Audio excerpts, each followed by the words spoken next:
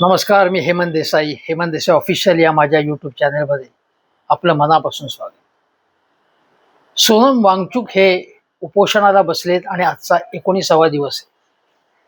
अनेक जण त्यांना उपोषण त्यांनी मागे घ्यावं अशी विनंती करतायत, आवाहन करतायत, कळकळीचं आवाहन करतायत. खुद्द उद्धव ठाकरे यांनी काही दिवसांपूर्वी पत्रकार परिषद घेऊन सांगितलं की त्यांनी सोनम वांगचुक यांना फोन करून उपोषण मागे घेण्याची विनंती केली. उद्धव ठाकरे यांनी या आंदोलनाला पूर्णपणे पाठिंबा दिला आणि सरकारवर हल्लाबोल केला आणि सोनम वांगचुक यांचं पूर्णपणे समर्थन केलं आणि सांगितलं की हे सरकार अशा प्रकारचं म्हणजे निष्ठुर असा शब्द वापरला त्यांनी, पण त्यांना तेच म्हणायचं होतं की त्यांना कोणाचं काही झालं तर त्यांना त्याचं काहीच पडलेलं नाही. त्यामुळे तुम्ही काळजी घ्या, पण या आंदोलनाला आमचा पाठिंबा आहे असं त्यांनी सांगितलं उद्धव ठाकरे. आणि उद्धव ठाकरे याबद्दल सातत्याने बोलतायत, संजय राऊत बोलतायत आणि अन्य नेतेही त्यांचे बोलतायत. त्यांचं पूर्ण समर्थन आहे. आणि आज राज ठाकरे यांनी एक पोस्ट लिहून सोनम वांगचुक यांच्याबद्दल काळजी व्यक्त केली आहे. राज ठाकरे हे अतिशय प्रभावीपणे बोलतात, मुद्देसूद बोलतात, एवढंच नाही तर त्यामध्ये काही वेगळा विचार त्यांनी केलेला आहे असं वाटतं, नेहमीच वाटतं. राजकारणात त्यांचा आणि त्यांच्या पक्षाचा प्रभाव कमी झाला आहे हे नाकारण्याचं कारण नाही, परंतु अजूनही राज ठाकरे यांच्या लेखणीचा प्रभाव, त्यांच्या कुंचल्याचा प्रभाव आणि त्यांच्या कुठल्याही मतांचा प्रभाव अजूनही समाजकारणावरती पडतो, त्याची गंभीरपणे दखल घेतली जाते. राज ठाकरे यांचा पक्ष अजूनही तरुण वयात आहे आणि तो तरुणांचा पक्ष हे लक्षात घ्या. त्यामुळे तरुणांच्या कुठल्याही समस्यांची ते दखल घेतात. एवढंच नव्हे तर प्रबोधनकार ठाकरे यांचा वारसा त्यांच्याकडे असल्यामुळे त्यांनी गंगेच्या पाण्याबद्दलही काही प्रश्न उपस्थित केले होते. गंगा नदीबद्दल, ती पवित्र आहे, हिंदू धर्माबद्दल त्यांनी काहीही अतिशय आदराचीच भावना व्यक्त केली, पण गंगेचं पाणी हे अशुद्ध असतं, गंगेची साफसफाई व्हायला पाहिजे याबद्दल ठामपणे मत व्यक्त केलं. आणि कोणी कितीही टीका केली तरी त्याची पर्वा केली नाही. जो माणूस समाजामध्ये काहीतरी चांगला बदल करू इच्छितो त्याला समाजालाही अंगावर घ्यायला लागतं, त्यासाठी धाडस लागतं आणि ते राज ठाकरे यांच्याकडे आहे. उद्धव ठाकरे यांनी देखील आज सगळेजण महाशक्तीच्या मागे धावत सुटलेले आहेत किंवा काही जण घाबरलेले आहेत. काही पक्ष असे आहेत महाराष्ट्रातले सुद्धा की जे सत्तेसमोर शरणागत अवस्थेत आहेत. अशापैकी उद्धव ठाकरे यांचं मला कौतुक यासाठी पहिल्यापासून वाटतं की त्यांनी खरं म्हणजे भाजपवर जमवून घेणं त्यांच्या सगळ्याच फायदा झाला असतात त्यांचा आणि त्यांच्या सहकार्याचा. त्यांचं नुकसान झालं त्यांच्या भूमिकेमुळे, पण त्यांनी हार मानलेली नाहीये आणि हे त्यांच्या निडरपणाचं जे आहे त्याबद्दल मला कौतुक आहे. मी कोणाचीही कधीही चमचेगिरी करत नाही, हे पुन्हा सांगतो. काही जण मुद्दामून ट्रोल करतात आणि काही जण वाटेल ते लिहितात, बोलतात.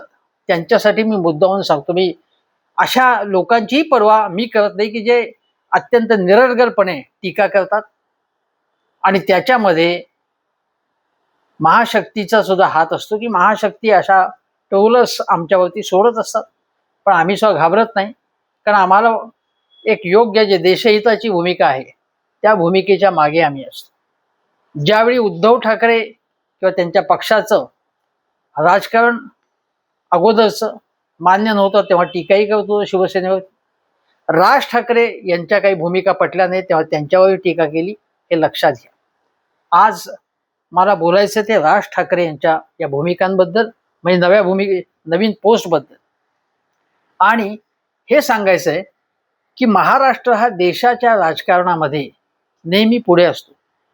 म्हणजे तुम्हाला सांगतो की जयप्रकाश नारायण यांचं जे आंदोलन होतं त्यामध्ये महाराष्ट्रातले असंख्य तरुण उतरलेले होते, हे लक्षात घ्या.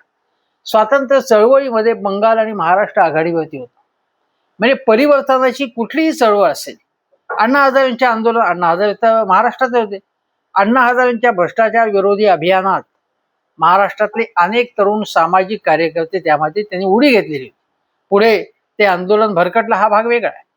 पण त्याचप्रमाणे आज ठाकरे बंधूंनी अभिजित दिपके यांनी जी चळवळ चालवली त्यांना पहिल्यापासून पाठिंबा दिला या दोघांनी. आणि शिवाय आज म्हणजे जसं राज ठाकरेंनी पोस्ट लिहिली की जी अयोध्येतली चोरी झाली त्याबद्दल त्यांनी प्रश्न उपस्थित केले राज ठाकरेंनी. उद्धव ठाकरेंनी हल्लाबोल केला आणि त्यांचं तर आंदोलनच चालू आहे. आता रामरक्षा आंदोलन चालू आहे. एकीकडे त्यांचं ते आंदोलन चालू आहे, नागपूरमध्ये त्यांचं आंदोलन होते, आणि दुसरीकडे राज ठाकरेंनी सुद्धा अयोध्येमधल्या चोरीबद्दल प्रश्न उपस्थित केलेले आहेत. आणि मी तुम्हाला सांगतो की उत्तर प्रदेशमधचे जे सभापती आहेत त्या सभापतीने काय आचराटासारखं उद्गार काढले बघा. ते म्हणाले की ज्यांनी देणगी दिली, जे देणगी देणाऱ्यांपैकी त्यांचं नाव सुद्धा माझ्याकडे आहे, त्यांचं नाव उत्तर प्रदेशच्या सभापतींचं, त्या सभापतींनी नाव मला सतीश महाना, ते म्हणाले की ज्यांनी श्रद्धापूर्वक पैसे देणगी दिली नाही त्यांचे पैसे पण चोरीला गेलेले आणि आमचे नाही गेलेले चोरी, आम्ही देणगी दिली असं ते म्हणाले. म्हणजे किती हा माणूस म्हणजे किती भयंकर माणूस आहे बघा, काय मतं व्यक्त करतो तो बघा. म्हणजे सगळ्या देशातल्या रामभक्तांनी श्रद्धापूर्वक दिलं नाही, ज्यांचे पैसे तिथे हडप केलेले आहेत, करोडो रुपये गेलेले आहेत. हा माणूस बोलतोय का? हा भाजपचा सभापती आहे विधानसभेचा. एक तर अक्कल गहाण टाकलेली असेल किंवा हा अत्यंत हलकट प्रवृत्तीचा माणूस आहे की जो वाटेल ते बोलतोय. आणि विरोधकांबद्दल ज्यांचे पैसे चोरीला गेलेत त्यांनी अश्रद्धपणे ते पैसे दिलेत. श्रद्धा नसेल तो पैसा देणगी देईल? काय बोलतायत काय हे असे लोक आहेत हे या महाशक्तीमध्ये, ज्यांनी अशा प्रकारचे लोक एक तर नालायक लोक पोचलेत किंवा मूर्ख लोक पोचलेले आणि महत्वाच्या स्थानावरती बसवलेले. आता मला हे सांगायचं तुम्हाला की राज ठाकरे यांच्या पोस्टबद्दल. राज ठाकरे यांनी ही पोस्ट टाकल्यानंतर लगेच प्रवीण दरेकरांनी त्याच्याबद्दल काहीतरी म्हणजे कोण विचारतंय त्यांना अशा आशयाची प्रतिक्रिया व्यक्त केली. आणि दिल्ली आम्ही सांभाळू, गल्ली तुम्ही गल्लीतले लोक आहात, तुम्ही त्याची काळजी करा असं राज ठाकरे म्हणाले. राज ठाकरेंच्या बद्दल सांगण्यात आलं. आणि हे लक्षात घ्या की याच्यामध्ये राज ठाकरेंनी जे मत व्यक्त केलेलं आहे त्याची अशा प्रकारे थट्टा करणं हे एक सेकंद त्याचा आवाज येतोय म्हणून मी ते पोस्ट बंद करून ती पोस्ट वाचून दाखवते तुम्हाला आणि त्याच्याबद्दल मला बोलायचं. राज ठाकरे यांच्याबद्दल एका भारतीय जनता पक्षाच्या एका टुकार प्रवक्त्याने त्यांच्याबद्दल अशा प्रकारे किंवा त्यांच्या पक्षाबद्दल, गल्लीतला पक्ष आहे त्यांना कोण विचारतोय आणि त्यांनी गल्ली बघावी, आम्ही दिल्ली सांभाळूया अशा आशयाचं वक्तव्य करणं हे तो काय लायकीचा प्रवक्ता आहे हे दिसून येतं. हे प्रवक्ते जे या महाशक्तीने काही नेमलेले आहेत ते अत्यंत त्यांना मुजोरपणाची सवय झालेली आहे, सत्तेचा माज झालेला आहे त्यांना, आणि त्यांना अक्कल त्यांची गुडघ्यात आहे असं स्पष्टपणे सांगावं लागतं. आता राज ठाकरे काय म्हणतात ते बघा.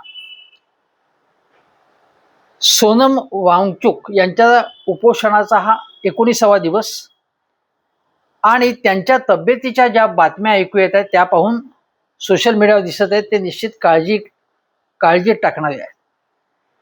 सरकारने सोनम यांचा आणि पर्यायाने देशातील आंदोलनाची म्हणून एक जागा आहे तिचा बळी द्यायचा ठरवलेला आहे.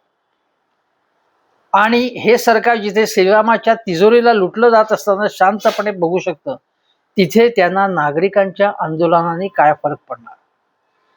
अतिशय योग्य आहे.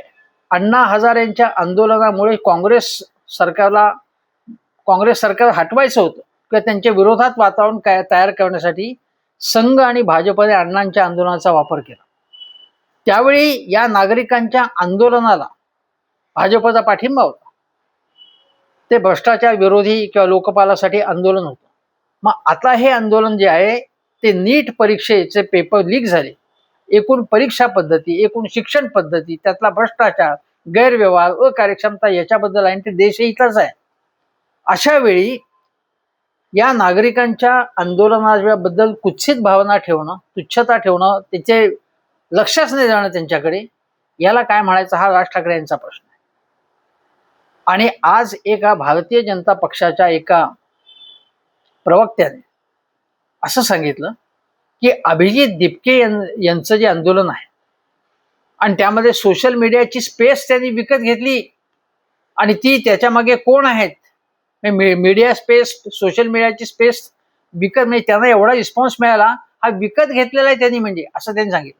म्हणजे मीडियामध्ये सुद्धा त्यांना जसं अभिजितला जो रिस्पॉन्स मिळाला, मीडियामध्ये प्रसिद्धी मिळाली आणि एकूण जी सोशल मीडियामध्ये स्पेस मिळाली ती विकत घेतली होती त्यांनी, असं त्यांनी थेट आरोप केला. कुठलाही पुरावा दिला नाहीये. आणि सोनम वांगचुक यांच्याबद्दल सुद्धा काही चुकीची मतं व्यक्त करणं, त्यांच्यावरती आरोप करणं, देशद्रोहाचा आरोप करणं, अशा प्रकारच्या गोष्टी भाजप किंवा भाजपच्या जवळच्या लोकांकडनं केली जातात. आणि राज ठाकरे म्हणूनच म्हणतायत की आंदोलनाचा एक जी जागा आहे तिचा बळी द्यायचं ठरवलं, मी उपेक्षा केली जाते. ज्या संस्थांनी निष्पक्ष वागायला हवं त्यांना स्वतःच्या ताब्यात घेतलेलं आहे. निवडणुका हव्यात अशा मॅनेज केल्या जात आहेत. त्यासाठी अतिप्रचंड पैसा खर्च केला जातोय. तो कुठून आला असा प्रश्न बहुसंख्य माध्यमं विचारत नाहीत. राज ठाकरे अतिशय योग्य बोलले.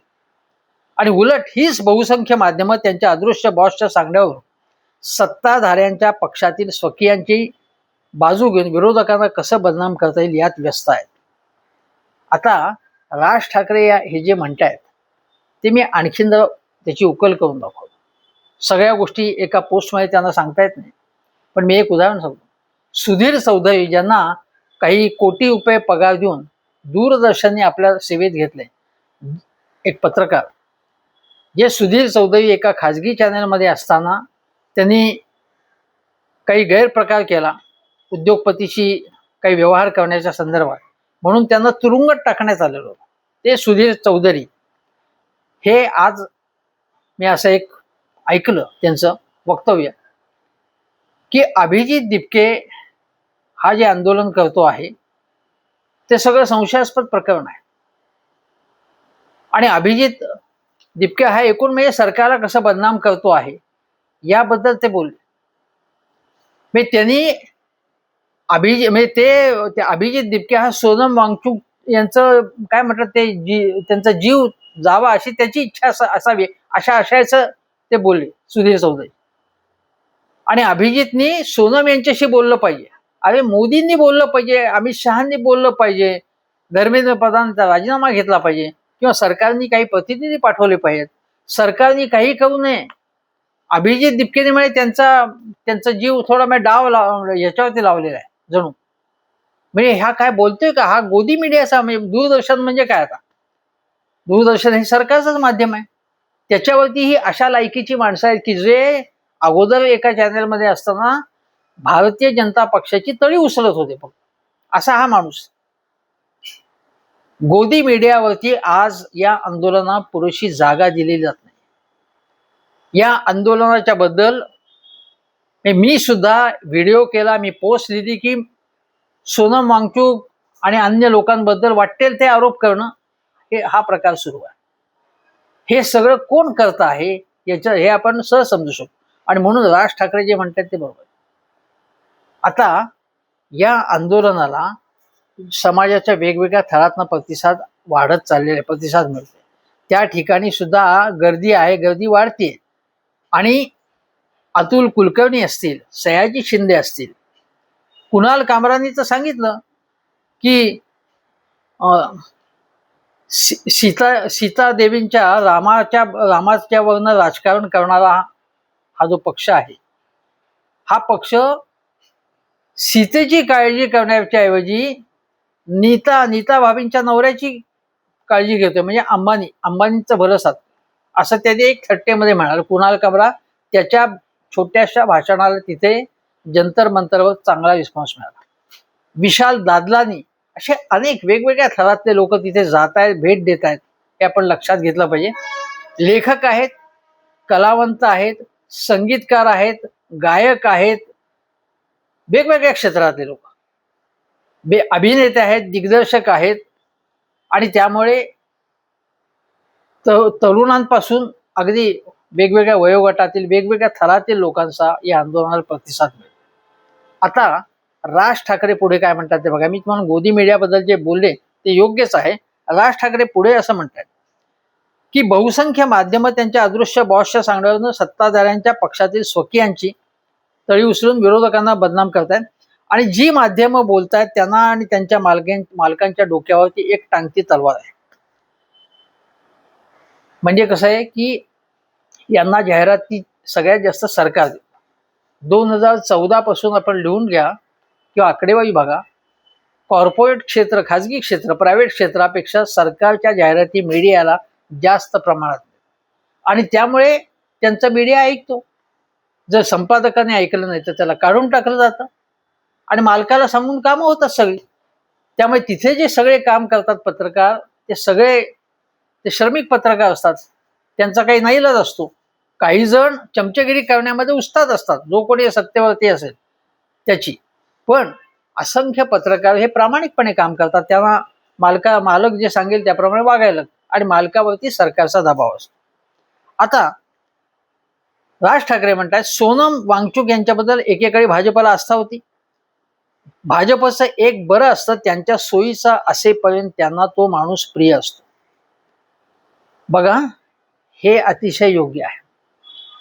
म्हणजे राज ठाकरे यांनी सुद्धा या सरकारच्या काही चांगल्या गोष्टींचं कौतुक केलं किंवा हिंदुत्ववादी भूमिका प्रखरपणे काही काळ मांडत होते ते. त्यावेळी राज ठाकरे हे अतिशय टॅलेंटेड राजकारणी आहेत. राज ठाकरे यांच्याकडे सगळे जगातले सगळे गुण त्यांच्याकडे आहेत असं भाजपचे नेते सांगत.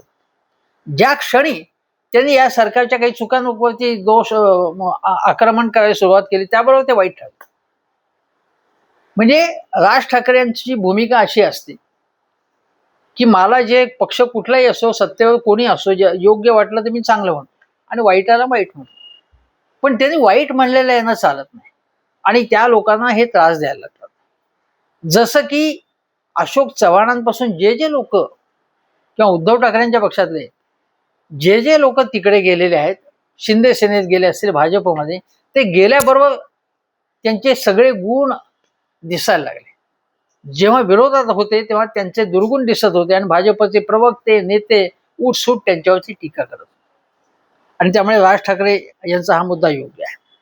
आता त्यांनी सांगितलं की लडाख हा स्वतंत्र प्रदेश घोषित झाल्यावर वांगचुक यांना पण भाजपचं कौतुक वाटलं. पण पुढे त्यांच्या लक्षात आले की त्यांचे हेतू स्वच्छ नाहीत. लडाखला स्वतंत्र राज्याचा दर्जा मिळायला हवा. लडाखमध्ये 2 लोकसभा मतदारसंघ हवेत. तिथल्या लोकांच्या जमिनीवरचा हक्क राखला पाहिजे यासाठी त्यांनी आंदोलन केलं. आता हे सरकारला आवडलं नाही. आता सरकारने सुद्धा बघा वांगचुक यांना मध्यंतरी एकदम अटक केली आणि देशद्रोही आहेत ते असं सांगायला सुरुवात केली. आणि मग सोडलं कधी की कोर्टामध्ये ती केस येणार. कोर्टाने झापलं असतं म्हणून त्याच्या अगोदर त्यांना सोडलं आणि मग कोर्टाने तर मुक्तताच केली त्यांची. पण विनाकारण म्हणजे जामीन मिळू दे अशी तरतूद कायद्यात जी करण्यात आलेली आहे की विनाकारण तुरुंगात टाकायचं, बरेच दिवस तुरुंगात टाकायचं आणि काही माणसं खचतात, काही माणसं माफी मागून बाहेर येतात. पण ज्यांनी काही चूक केलेलीच नाहीये, जे देशासाठी राहतात, आता ते जेव्हा आत टाकलं तेव्हा हे चीनची बाजू घेतात, ते चीनवादी आहेत, ते देशद्रोही आहेत असं सोनम वांगचुक यांच्याबद्दल बोललं जातं. त्यांनी जेव्हा सरकारच्या काही धोरणांचं कौतुक केलं तेव्हा त्यांची बाजू घेत होते भाजपवाले. म्हणजे राज ठाकरे जे म्हणतायत की थोडं जर टीका केली ती यांना सहन होत नाही. कोणी थोडे आंदोलन केलं तर ते कसं चिरडता येईल याची हे सरकार वाट पाहत असतं. आपल्याला माहिती आहे की आता जंतर मंतरवर सुद्धा यांना टॉयलेट सुद्धा ची सोय होऊ नये अशी दक्षता म्हणजे अवतरणात या सरकारने सुरुवातीला घेतली. मनोज जरांगे पाटील यांचा आझाद मैदानावरचं आठवतंय का आंदोलन? त्या आंदोलनात सुद्धा हॉटेलं बंद ठेवण्यात आली, त्यांना पाणी मिळू नये कोणाला अशी व्यवस्था करण्यात, टॉयलेट्सला कुलूप लावण्यात आलं होतं मुंबईमध्ये. म्हणजे हे इतके नीच लोक आहेत, इतकं नीच पद्धतीचं राजकारण करतात की ज्याचं नाव ते. राज ठाकरे म्हणाले की परीक्षांमध्ये पारदर्शकता आणा ही मागणी आहे, त्यात वावगं काय. भाजपच्या सत्तेच्या काळात सर्व परीक्षांमध्ये घोळ होत आले आहेत. मध्य प्रदेशमधील व्यापम घोटाळ्यापासून परीक्षांचे पेपर फुटणं, शिक्षकांचे पेपर फुटणं, हे सगळं होत आलेलं आहे. आता धर्मेंद्र प्रधान जे शिक्षण मंत्री त्यांचा राजीनामा मागितला जातोय. महाराष्ट्रामध्ये शिक्षकांच्या पात्रता पेपरचं काय, परीक्षेचं काय झालं? दादा भुसे यांनी राजीनामा दिला, शिंदे सेनेने दिला नाही राजीनामा. ती मागणी झाली होती पण त्यांनी अजिबात दिला नाही. त्यामुळे यांना, आणि 2014च्या आधी कधीच झाले नाहीत का पेपर लीक, असं झालं नाही, पण 2014 नंतर असंख्य वेळा झाले. आणि याच्यामध्ये काही सत्ताधाऱ्यांच्या जवळच्या लोकांचे हात आहे असं वेळोवेळी उघडकीस आलेलं आहे. त्यामुळे या अतिशय गंभीर गोष्टी आहेत हे आपण लक्षात घेतलं पाहिजे. नंतर ते शब्द जे काय वापरले राज ठाकरेंचे, बघा, निवडणुकात अनेक उद्योग करून ओढून आणलेलं यश हे लोकांच्या संमतीचं द्योतक म्हणून दाखवायचं आणि आम्हाला कोणीही प्रश्न विचारायचे नाहीत. हा एक वेगळाच माज सध्या भाजपला आलेला आहे. माज असा शब्द वापरला जातो आणि माज हा शब्द अत्यंत योग्य आहे. मी तुम्हाला उदाहरण सांगतो की इस्लामपूरचा जे नगराध्यक्ष आहे, निवडून आले, त्यांचं नगराध्यक्षपद बाद करण्याचं, त्यासाठी जयंतराव पाटील यांना राष्ट्रवादी काँग्रेसचे मूळचे इस्लामपूर सांगलीचे असते मुख्यमंत्र्यांना भेटायला लागला. आपल्याला आठवत असेल, चंदीगड पासून ठिकठिकाणी निवडणूक प्रक्रियेमध्ये सुद्धा यांनी कसे, म्हणजे चंदीगडमध्ये मेयरची जी निवडणूक होती त्यात कसा गफला केला. मग कोर्टाने ताशेरे मारल्यानंतर आपचा मेयर होऊन दिला नाही आणि तो आपला बसवला. मग कोर्टाला ते सगळं फिरवायला लागलं आणि आपचा मेयर पुन्हा झाला. एवढंच नव्हे तर लोकसभा निवडणुकीच्या वेळी काही काँग्रेसच्या आणि अन्य उमेदवारांना त्यांना ऐनवेळी माघार घ्यायला सांगितले. म्हणजे ते काँग्रेसचे उमेदवार हे भाजपचाच होते, तेव्हा त्यांना सांगून ठेवलं होतं की ऐनवेळी माघार घ्या म्हणजे काँग्रेसची फजिती होईल. या प्रकारे असे डावपेच करून हे अतिशय कोत्या मनोवृत्तीची माणसं आहेत. म्हणजे दिलदारपणे किंवा उमदेपणाने जो खेळ खेळायचा, निवडणुकीचा स्पर्धा करायची, तो उमदेपणाच यांच्यामध्ये नाही आणि अशा लबाड्या करून हे निवडणुका जिंकतात. आता दुसरी गोष्ट, राज ठाकरे असं म्हणतात की पंतप्रधानांना विनंती की त्यांनी या प्रश्नात लक्ष घालावं. लक्ष घालत नाहीत हाच मुद्दा आहे. 19 दिवस झाले, एकही शब्द उच्चारले नाही त्यांनी याच्याबद्दल. आणि या परीक्षातील घोळाने लाखो विद्यार्थ्यांच्या आयुष्याची वाट लागली आहे असं ते म्हणतात. हा प्रश्न सामाजिक आहे आणि त्यांच्या पालकांनाही त्रास झाला आहे. त्यामुळे आंदोलनाकडे राजकीय नजरेतून सत्ताधाऱ्यांनी बघू नये, कारण हा विद्यार्थ्यांच्या भवितव्याचा प्रश्न आहे. अशा प्रकारे परीक्षा झाल्या तर विद्यार्थ्यांचं भविष्य अंधकारमय आहे आणि पुढे तर मग एकूणच शिक्षणाची गुणवत्ताही कमी झालेली आहे. त्यांना नोकऱ्या मिळणार नाहीत, बेकारी आहे फार मोठ्या प्रमाणात. हे देशापुढचे प्रश्न आहेत, हे सामाजिक प्रश्न आहेत आणि या सामाजिक प्रश्नांवरती राजकीय पक्ष असोत किंवा सामाजिक संघटना असोत किंवा अशा एकदम ज्या उदयाला आल्या, आता अभिजित के हा, हे सगळं बघून त्यांनी कॉक्रोच पार्टी काढली त्यांनी. कारण न्यायालयाने कशा प्रकारची सरन्यायाधीशांनी प्रतिक्रिया व्यक्त केली होती, हे झुरळ आहेत म्हणून. त्यामुळे त्याची संपूर्ण देशात प्रतिक्रिया उमटली आणि अभिजित दिपकेने हे आंदोलन हाती घेतले. केवळ अभिजित दिपके नाही, त्याच्याबरोबर अनेक जण तेही उपोषणाला बसले. आता मूळ मुद्दा असा आहे की या मागण्यांच्या बाबत सरकार प्रतिसाद कसा देणार आहे. आता जंतर मंतरवरनं पुढे मोर्चा निघणार 20 तारखेला आणि त्या मोर्चामध्ये जास्तीत जास्त लोकांनी सहभागी व्हावं असं आवाहन सोनम वांगचुक यांनी केलेलं आहे आणि अभिजित दिपकेंनी सुद्धा केलेलं आहे. राज ठाकरे म्हणतात की नीटचा पेपर फुटला त्याच दिवशी मनसेतर्फे आम्ही याच मागण्या केल्या होत्या. म्हणजे ज्या काही मागण्या आज आपल्या पुढे येतात, म्हणजे अभिजित दिपके असेल, सोनम वांगचुक असतील, काँग्रेसने सुद्धा आंदोलनं केलेली आहेत आणि काँग्रेसचं राहुल गांधींचं उद्या डेहराडूनला आंदोलन. आता हे किती हलकट लोक आहेत बघा. त्यांनी त्या डेहराडूनच्या आंदोलनाची जागा फिक्स केली, पैसे भरले, परवानगी दिली आणि आयत्या वेळी ती परवानगी नाकारतात. म्हणजे उत्तराखंडमध्ये ती देवभूमी म्हटली जाते, ती देवभूमी ही परीक्षा फुटीची काय म्हणतात त्याचं काय म्हटलं, त्याचं मूळ केंद्र, मुख्य केंद्र हे उत्तराखंड आहे असं राहुल गांधी म्हटलं. कारण अनेक ठिकाणी अनेकदा वेगवेगळे पेपर तिथे फुटलेले, पण ते आंदोलन होऊ द्यायचं नाही.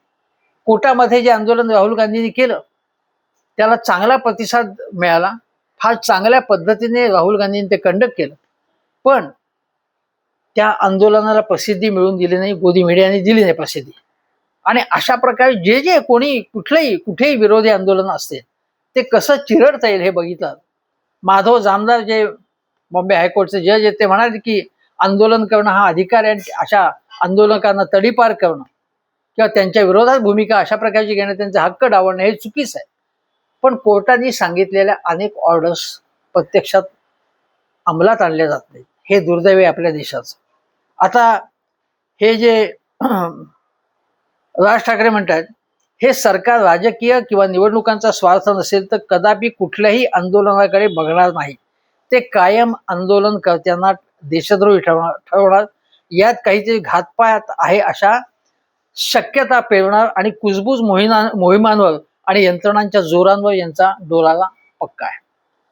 कुजबूज मोहीम हे तर राष्ट्र संघ परिवाराचं आद्य वैशिष्ट्य आहे. एखाद्याची बदनामी करणं, गॉसिप करणं, हे मातोश्रीच्या बद्दल सुद्धा त्यांनी अशा प्रकारच्या वावड्या उठवल्या होत्या. राज ठाकरे, उद्धव ठाकरे, बाळासाहेब ठाकरे, राहुल गांधी, सोनिया गांधी या सगळ्यांच्या विरोधात या लोकांनी आणि पूर्वीच्या काळात इंदिरा गांधींच्या विरोधात यांनी अशा प्रकारे कुजबूज मोहिमा चालवल्या होत्या. चारित्र्य हनन करणं हे सुद्धा या मंडळींचं एक महत्वाचं एक साधन आहे, त्यांचं शस्त्र आहे. त्यांचं चारित्र्य हनन करायचं, खोट्या बातम्या फिरायच्या आणि हे मीडियाच्या साथीने करायचं आणि जे विरोधात बोलतील त्यांना ट्रोल करणं. आम्ही किती ट्रोलर्सचा सामना करतो, वाटेल ते लिहितं, पण आम्ही हसत स्वीकारतो. टीका करा, निंदा करा. पण ही जी काही ट्रोल गँग सुरू झालेली आहे ती 2014 नंतर सुरू झालेली आहे. समाज पूर्ण नासवला या मंडळींनी. म्हणजे दिलदारपणे टीका आम्ही घेतो, पण नीट सभ्य सुसंस्कृत शब्दामध्ये मुद्देसूद टीका करणं हे नाही होत. काहीतरी आरोप करायचा, व्यक्तिगत चारित्र्यहनन करणं हे यांचं मूळ स्वभाव आहे. हे आपण लक्षात घेतलं पाहिजे. आता राज ठाकरे यांनी सांगितलं पुढे की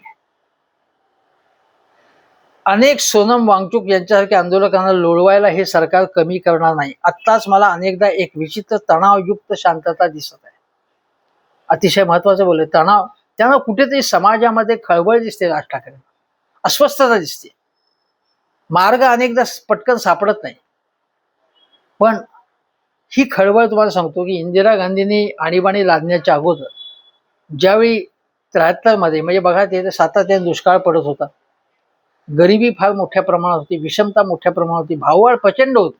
कारण तेल निर्यातदार देशांनी, ओपेक देशांनी अनेक अचानकपणे तेलाचे भाव वाढवले होते. त्यामुळे भाववाढ प्रचंड झाली आणि दुष्काळ सातत्याने पडत होता आणि भ्रष्टाचार प्रचंड होता.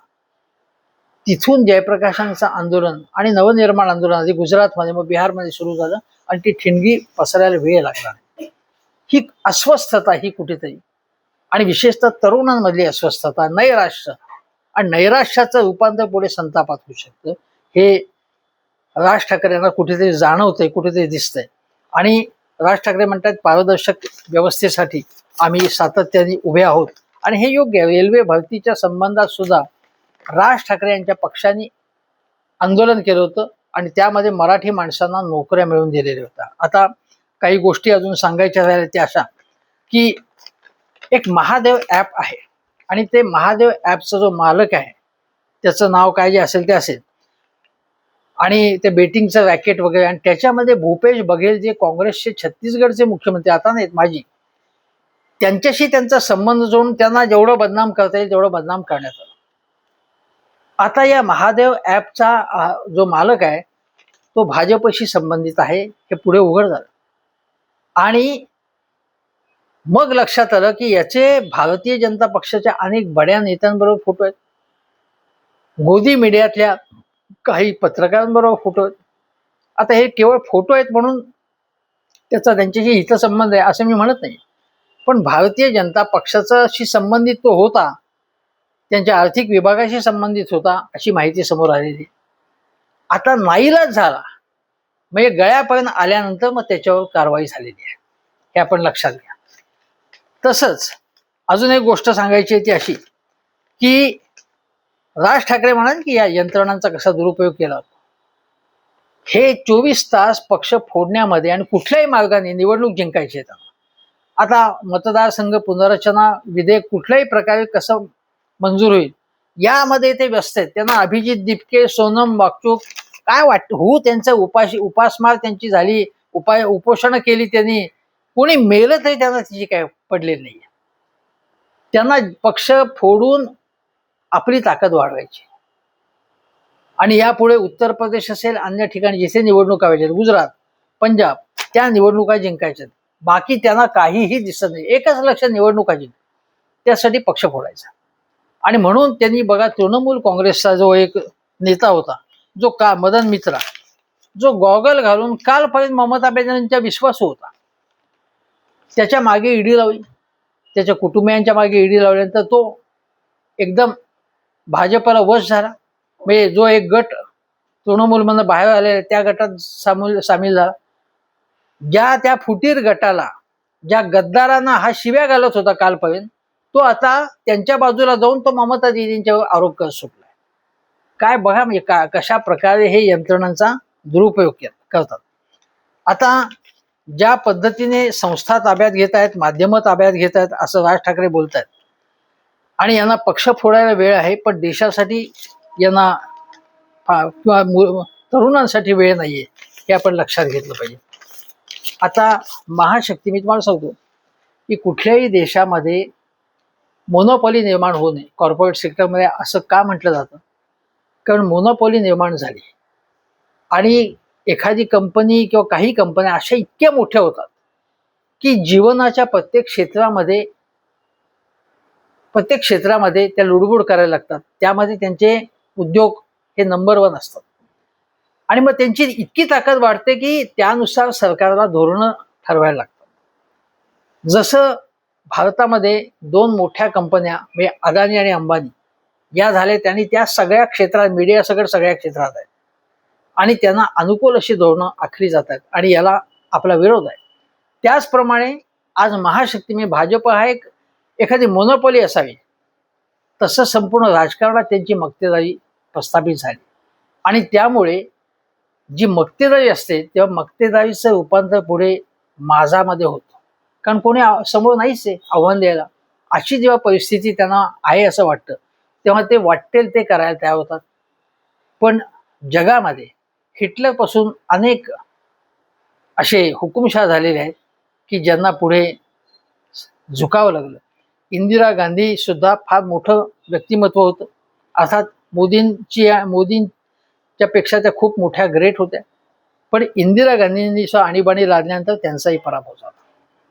लोक जेव्हा जागे होतात, लोकमानस जागे होतं, तेव्हा त्याच्या पुढे कोणाचीही ताकद, पैसा असेल, सत्ता असेल, सगळ्या यंत्रणा तुमच्या ताब्यात असल्या तरी सुद्धा त्या खाक होऊ शकतात. तेव्हा जे सत्ताधीश असतील, जरी महाशक्ती बनली असेल तरी त्यांनी माज करू नये. लोकांचा, नागरिकांचा सन्मान केला पाहिजे, त्यांचं म्हणणं ऐकून घेतलं पाहिजे, एवढं खरं. आणि म्हणून ठाकरे बंधू, उद्धव ठाकरे आणि आज राज ठाकरे यापूर्वी याबद्दल बोलले होते, पण आज राज ठाकरेंची पोस्ट लिहिली आहे ते अतिशय चांगली गोष्ट आहे. माझं असं आव्हान आहे की उद्धव ठाकरे आणि राज ठाकरे या दोघांनी तिकडे नवी दिल्लीत जाऊन सोनम वांगचुक यांची प्रत्यक्ष सुद्धा भेट घेतली तर त्याचा एक आणखीन इम्पॅक्ट होईल. आणि त्यांच्याबरोबर आदित्य आणि अमित ठाकरे यांनीही जावं, कारण ते तरुणांचं प्रतिनिधी आहेत, तरुणांचे ते नेते आहेत. पण याचं राजकारण सोडून द्या, तरुणांचे प्रश्न अभिजित दिपके, सोनम वांगचुक हे घेत आहेत आणि म्हणून आज राज ठाकरे आणि काल उद्धव ठाकरे यांनी जी भूमिका घेतली त्यांना पाठिंबा देण्याची, ती योग्यच गोष्ट झाली. त्याबद्दल त्यांचं अभिनंदन. आणि सगळ्यांनी सुद्धा या प्रश्नासंबंधी जागं होण्याची गरज आहे. तूर्तास इथेच थांबतो. हेमंत देसाई ऑफिशियल हा माझा यूट्यूब चॅनेल जरूर सबस्क्राईब करा, शेअर करा आणि सभ्य शब्दामध्ये प्रतिक्रिया व्यक्त करा. एवढंच आवाहन. धन्यवाद.